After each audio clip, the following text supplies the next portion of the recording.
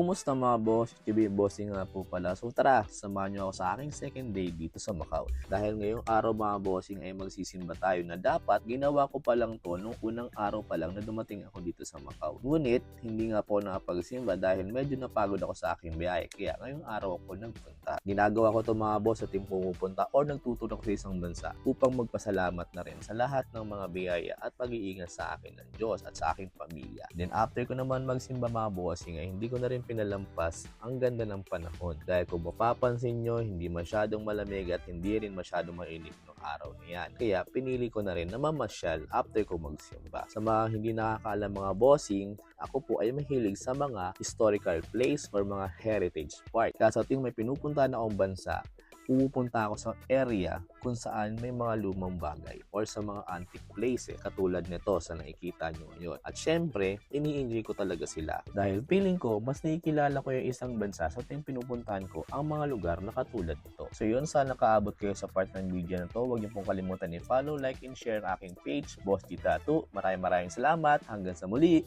Ciao!